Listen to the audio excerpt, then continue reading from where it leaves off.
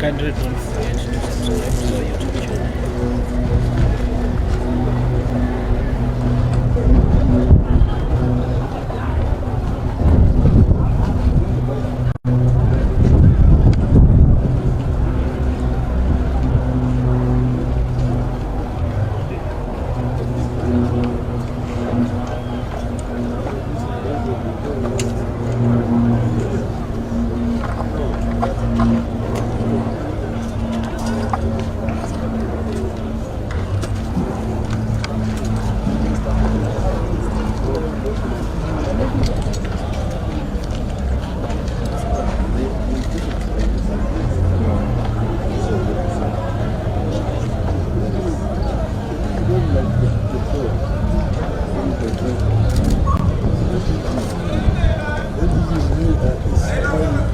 High pressure.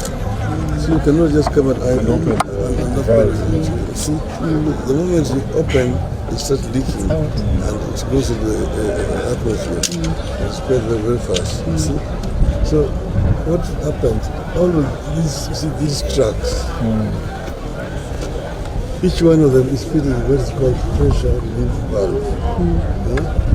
So that when the pressure internally increases beyond what is allowable pressure, the valve automatically opens. And once it opens, the gas now flies into the atmosphere.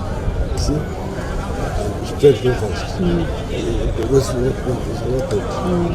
The LPG spreads very fast. The wind propagates it. Propagate the flame. Once there's fire already around here. So basically the valve was faulty or what? The valve, not the pressure. See, the valve is not faulty. If there's heat here, the fire, it heats the tank. Yeah. The pressure inside the tank, the gas expands inside. So it is compressed. See, it's compressed. It's called liquefied petroleum gas. So when it is heated, it's now the pressure expands inside the tank. And the tank, see, it is designed to maintain just a certain amount of pressure. Beyond that amount, that pressure relief valve opens. If it does not open, the tank will be closed. When it's now open, that pressure relief valve, then the gas starts releasing now into the environment.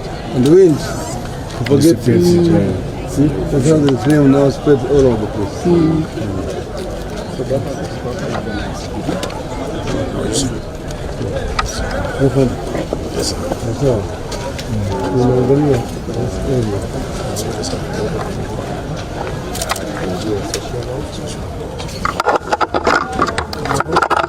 Is there any update you might want to give us now that the plane is here? At the moment, no. We have changed some of us to go and check whether we can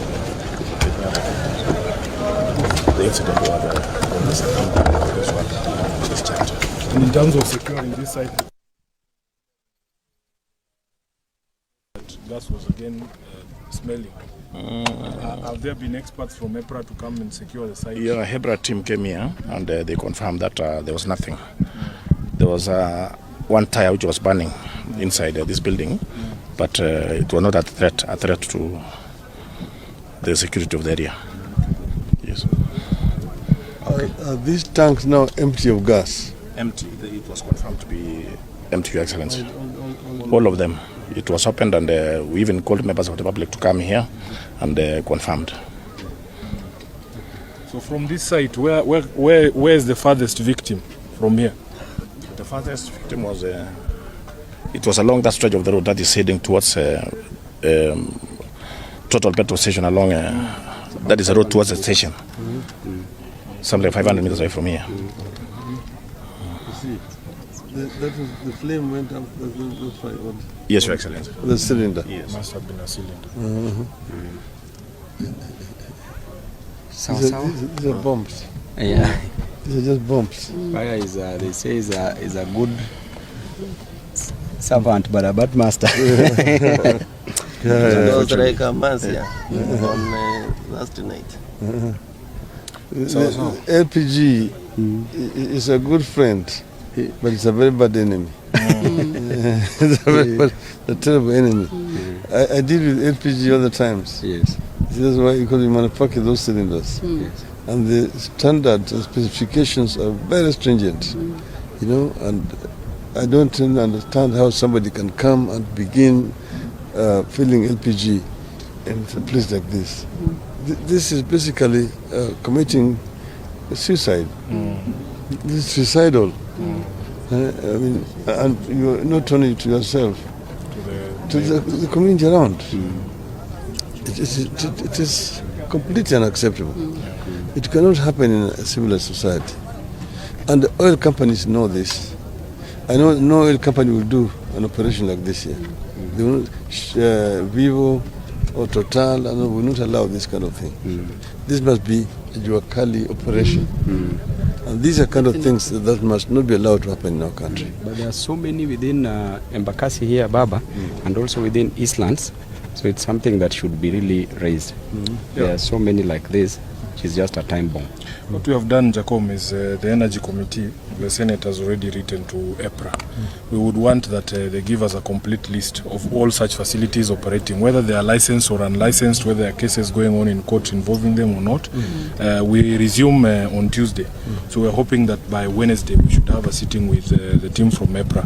It is important even for the locals and the leadership to know where these things are, so that they can not only take appropriate action, but also make the public aware that there is something that like this in your neighborhood. But the most critical issue is that EPRA must enforce the rules. If indeed it is not allowed for a facility to be within such a distance, if there are any facilities within Nairobi, Embakasi or anywhere else across the country, they should immediately be shut so that those facilities can be moved to places where the lives of people will not be endangered. You see, the government itself has got inspectorates. This is not in the work of Parliament. The government itself has got institutions that are meant to safeguard the people. So that Parliament oversight comes much later. Yes. You see, the institutions, like you've got factory inspectorate department. I don't know where it went to. It used to be very effective in those days. When somebody's stomach. You see? Even within EPRA themselves, Baba, they have an inspectorate department. Yes. So what is happening? Somebody somewhere has gone to sleep. Its institutions are not working. And if institutions are not working, people will suffer. True. We allow these institutions to work without politics. Because there's too much politicking today in our society. So nobody is working and profiteering and pilfering, so that the public is at risk. The public is not protected. And this is something that is very worrisome. It's worrying. Okay. Thank you.